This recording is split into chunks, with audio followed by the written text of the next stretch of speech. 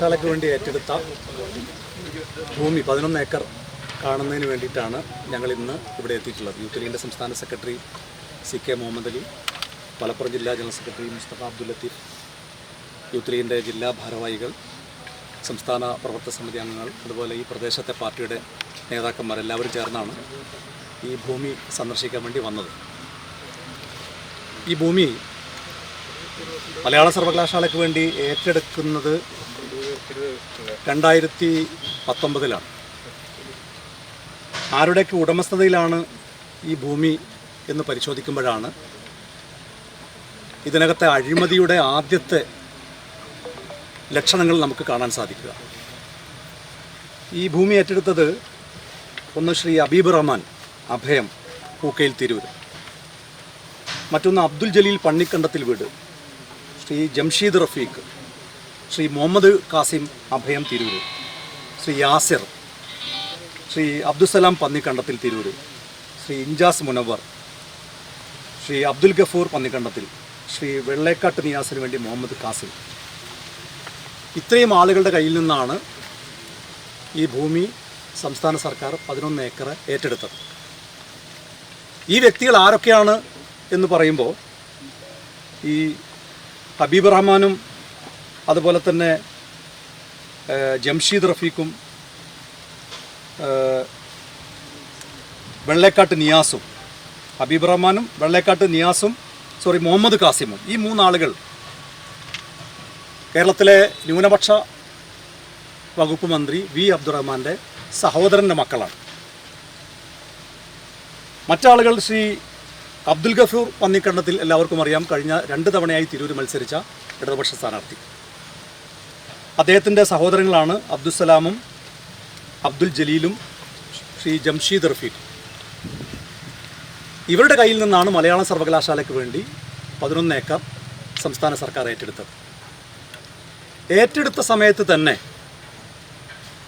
ഞങ്ങൾ ഈ ഭൂമിയിൽ വന്ന് അന്ന് തന്നെ മാധ്യമങ്ങളോട് പറഞ്ഞതാണ്, ഇത് CRZ 3 ഉൾക്കൊള്ളുന്ന NDZ നോൺ ഡെവലപ്മെൻറ്റ് സോണായ, ബഫർ സോണായ, അതീവ പരിസ്ഥിതി ദുർബല പ്രദേശമായ കണ്ടൽക്കാടുകൾ തിങ്ങി നിറഞ്ഞ ഒരു സ്ഥലമാണ്. ഇവിടെ നിർമ്മാണം ഒരു കാരണവശാലും നടക്കില്ല.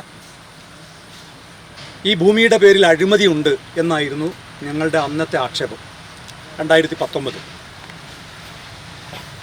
അന്ന് കേരളത്തിലെ ഉന്നത വിദ്യാഭ്യാസ വകുപ്പ് മന്ത്രി ആയി ഇരുന്ന ആൾ ശ്രീ KT ജലീലാണ്. അന്ന് അദ്ദേഹം മറുപടി പറഞ്ഞത്, കണ്ടൽക്കാടും അതുപോലെ തന്നെ പവർ സോണും CRZ 3 NDZ ഒക്കെ ഉൾക്കൊള്ളുന്ന സ്ഥലം പൂർണ്ണമായും ഒഴിവാക്കിയാണ് ഈ 11 ഏക്കർ സ്ഥലം ഞങ്ങൾ ഏറ്റെടുത്തത് എന്നായിരുന്നു ജലീലിൻ്റെ അന്നത്തെ വാദം. എന്നാൽ ഇപ്പോൾ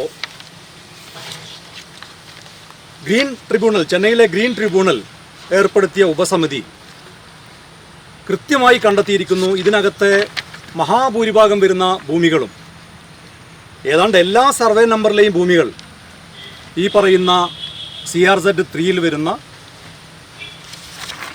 കൃത്യമായി അതിൻ്റെ കോപ്പിയാണ്, മാധ്യമങ്ങൾക്ക് അതിൻ്റെ കോപ്പി നൽകാം. CRZ 3 അതുപോലെ തന്നെ NDZ non development zone, mangroves, കണ്ടൽക്കാടുകൾ തിങ്ങി നിറഞ്ഞ സ്ഥലമാണെന്ന് ചെന്നൈയിലെ ഗ്രീൻ ട്രിബ്യൂണൽ കണ്ടെത്തിയ റിപ്പോർട്ടിൻ്റെ കോപ്പിയാണ് ഞാൻ മാധ്യമങ്ങളുടെ മുമ്പാകെ കാണിക്കുന്നത്. ഇനി ഈ ഭൂമിയുടെ വില, ഇതിന് ന്യായവില പരിശോധിക്കുമ്പോഴാണ് നമുക്കറിയാം, ന്യായവിലക്ക് നമ്മുടെ നാട്ടിൽ എവിടെയും ഭൂമി നടക്കാറില്ല, ഭൂമി കച്ചവടം നടക്കാറില്ല, ശരിയാണ്. പക്ഷേ ന്യായവിലയുടെ ഏതാണ്ട് എത്ര ഇരട്ടി, ആ പേപ്പറിൽ എടുക്കുമോ, ഏതാണ്ട് എത്ര ഇരട്ടിയായിരിക്കും സർക്കാർ ഏറ്റെടുക്കുന്ന ഭൂമി?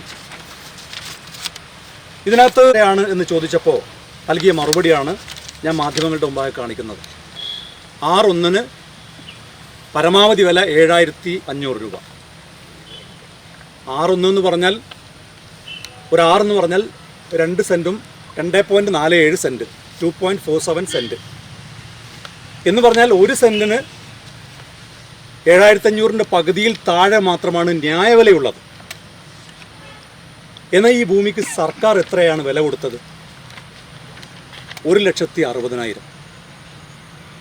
17,65,00,000 രൂപയാണ് ഈ സ്ഥലത്തിന് വേണ്ടി സംസ്ഥാന സർക്കാർ പാർട്ടിക്ക് താല്പര്യമുള്ള ആളുകൾക്ക് കൊടുത്തത്. ഇതിനെല്ലാം നേതൃത്വം കൊടുത്തത് ഉന്നത വിദ്യാഭ്യാസ മന്ത്രിയാണ്.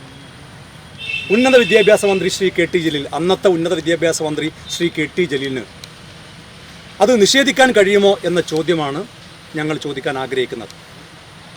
അതുമാത്രമല്ല, ഈ ആളുകളുടെ ഒന്നും പേരിലുള്ള പരമ്പരാഗതമായ ഭൂമിയല്ല ഈ ഭൂമി. ഇത് സർക്കാരിന് കച്ചവടം ചെയ്യാൻ വേണ്ടി തൊട്ടു മുമ്പ് ഈ പ്രദേശത്തെ വിവിധ ആളുകളിൽ നിന്ന് ചെറിയ വിലക്ക്, പരമാവധി ഒരു സെൻറ്റിന് 40,000, ഏറ്റവും കുറഞ്ഞത് 2,000 രൂപ മുതൽ 40,000 രൂപ വരെ വിലയുള്ള ഭൂമിയാണ്.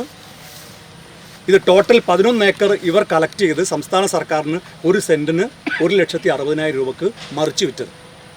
ഈ ആളുകളൊക്കെ മൊയ്തീങ്ക അല്ലേ, പേര് മൊയ്തീങ്ക. മൊയ്തീങ്ക ഒരു സെൻറ്റിന് അന്ന് എത്രക്കാണ് വിറ്റത്? 35,000 രൂപയ്ക്കാണ് മൊയ്തീങ്ക സ്ഥലം വിറ്റത്. ഈ റോഡിനോട് ചേർന്നുള്ള സ്ഥലം വിറ്റ ഒരാളെ ഞാനിപ്പോൾ കണ്ടു. അദ്ദേഹത്തിന് മാധ്യമങ്ങളുടെ മുമ്പാകെ വരാൻ ബുദ്ധിമുട്ടുണ്ട്. അദ്ദേഹം പറഞ്ഞത് ഞാൻ 40,000 രൂപക്കാണ് വിറ്റതെന്നാണ്. എന്ന് പറഞ്ഞാൽ റോഡിനോട് ചേർന്ന സ്ഥലം 40,000, ഇദ്ദേഹത്തിൻ്റെ കുറച്ച് അകത്ത് ഇദ്ദേഹം 35,000, പിറകോട്ട് പോകും തോറും ഏറ്റവും ചുരുങ്ങിയത് അവസാനം വരുന്നത് 2,000 രൂപ. ഈ ഭൂമിയാണ് ഇങ്ങനെ കൊള്ള വിലക്ക് 1,60,000 രൂപക്ക് ശ്രീ കെ ടി ജലീലിൻ്റെ താല്പര്യപ്രകാരം സംസ്ഥാന സർക്കാർ ഏറ്റെടുത്തത്. ഇനി അന്ന് ഞങ്ങൾ പറഞ്ഞു ചതുപ്പ് സ്ഥലമാണ്, അപ്പോൾ നിർമ്മാണ പ്രവർത്തനങ്ങൾ ആരംഭിക്കുമെന്നാണ് പറഞ്ഞത്. ഞാൻ മാധ്യമ സുഹൃത്തുക്കളോട് ഈ പ്രദേശം ഒന്ന് ചുറ്റി കാണാൻ വേണ്ടി പറയാണ്. ഇതിൻ്റെ പിറകിലേക്ക് നിങ്ങളെ ക്യാമറ കണ്ണുകൾ ഒന്ന് പോയാൽ അത് ചതുപ്പ് പ്രദേശമാണെന്നും കണ്ടൽക്കാടുകൾ തിങ്ങി നിറഞ്ഞ സ്ഥലമാണെന്നും നിങ്ങൾക്ക് കാണാൻ സാധിക്കും. മാത്രമല്ല, 2019 കേരളത്തിൻ്റെ മുഖ്യമന്ത്രി ശ്രീ പിണറായി വിജയൻ ഓൺലൈനിലൂടെ തറക്കല്ലിട്ട സ്ഥലം 6 വർഷമായിട്ട് ഇന്ന് വരെ ഒരു കല്ല് പോലും ഈ സ്ഥലത്ത് വെച്ചിട്ടില്ല, വെക്കാൻ കഴിയില്ല. എന്താ കാര്യം? ഇതിന് പരിസ്ഥിതി അനുമതി കിട്ടില്ല, ഇതിന് വിവിധ വകുപ്പുകളുടെ ഒരു അനുമതിയും കിട്ടില്ല എന്ന് ബോധ്യമുള്ളത് കൊണ്ടാണ് 2019 തറക്കല്ലിട്ടിട്ട് ഒരു കല്ല് പോലും ഈ പ്രദേശത്ത് വെക്കാൻ സംസ്ഥാന സർക്കാരിന് കഴിയാത്തത്. ഇപ്പോൾ സർക്കാർ വേറെ ഭൂമി അന്വേഷിച്ചുകൊണ്ടിരിക്കുകയാണ്. അതുകൊണ്ട് യൂത്ത് ലീഗിന് ഇക്കാര്യത്തിൽ ആവശ്യപ്പെടാനുള്ളത്, ഒന്നാമത്തെ കാര്യം, സർക്കാർ ചെലവഴിച്ച 17,65,00,000 രൂപ ശ്രീ കെ ടി ജലീലിൽ നിന്ന് ഈടാക്കാൻ സംസ്ഥാന സർക്കാർ തയ്യാറാകണം. കാരണം ഈ ഭൂമി ഉപയോഗശൂന്യമാണ് എന്ന് കണ്ടെത്തിയിരിക്കുന്നു. ഈ ഭൂമി വേണമെങ്കിൽ ജലീൽ ഏറ്റെടുത്തോട്ടെ. ജലീൽ ഭാര്യയുടെ കയ്യിൽ നിന്ന് കടം വാങ്ങിയിട്ടാണെങ്കിലും ശരി, അത് മാസത്തവണ അടച്ചു കൊടുത്തിട്ടാണെങ്കിലും ശരി, എങ്ങനെയാണെങ്കിലും ശരി, സർക്കാരിന് സാധാരണക്കാർ നികുതി കൊടുക്കുന്ന പണം ഉപയോഗിച്ച് വാങ്ങേണ്ട ഭൂമിയല്ല ഈ ഭൂമി എന്ന് വ്യക്തമായ സാഹചര്യത്തിൽ ജലീലിൽ നിന്ന് ഇത് തിരിച്ചു പിടിക്കാൻ സംസ്ഥാന സർക്കാർ തയ്യാറാകണം. അതുമാത്രം പോരാ, ഇതുമായി ബന്ധപ്പെട്ട അഴിമതി കൃത്യമായി അന്വേഷിച്ച് നിയമ നടപടി സ്വീകരിക്കാൻ ജലീൽ മാത്രമല്ല, ഇതിനകത്ത് ഈ പറയുന്ന ആളുകളൊക്കെ പങ്കുപറ്റിയിട്ടുണ്ട്. ആരൊക്കെയാണോ ഇതിനകത്ത് പങ്കുപറ്റിയത് അവരെല്ലാം നിയമത്തിന് മുമ്പിലേക്ക് കൊണ്ടുവരാൻ സംസ്ഥാന സർക്കാർ തയ്യാറാകണം എന്നാണ് യൂത്ത് ലീഗിന് ആവശ്യപ്പെടാനുള്ളത്. ഇതിനകത്ത് ജലീലിന് ഒരു പങ്കുമില്ല എന്ന് ജലീൽ പറയുകയാണെങ്കിൽ, പറഞ്ഞാലും ശരി പറഞ്ഞില്ലെങ്കിലും ശരി, തൊട്ടടുത്ത ദിവസം അദ്ദേഹത്തിൻ്റെ വകുപ്പും അദ്ദേഹവും ഒക്കെ ഇടപെട്ടതിൻ്റെ രേഖകൾ വരും ദിവസങ്ങളിൽ മാധ്യമങ്ങളുടെ മുമ്പാകെ നൽകും. ഇപ്പോൾ ഇക്കാര്യമാണ് ഞങ്ങൾക്ക് ആവശ്യപ്പെടാനുള്ളത്. ഈ ഭൂമി ഇടപാടിൽ സോഷ്യൽ മീഡിയയിൽ നിന്നും മുഴുവൻ സമയത്തേക്ക് മാറി നിൽക്കുകയാണെന്ന് അറിയിച്ച് നടി ഐശ്വര്യ ലക്ഷ്മി ഒരു നീണ്ട കുറിപ്പിലൂടെ ഇൻസ്റ്റഗ്രാം സ്റ്റോറിയിലൂടെയാണ് നടി ഇക്കാര്യം അറിയിച്ചത്.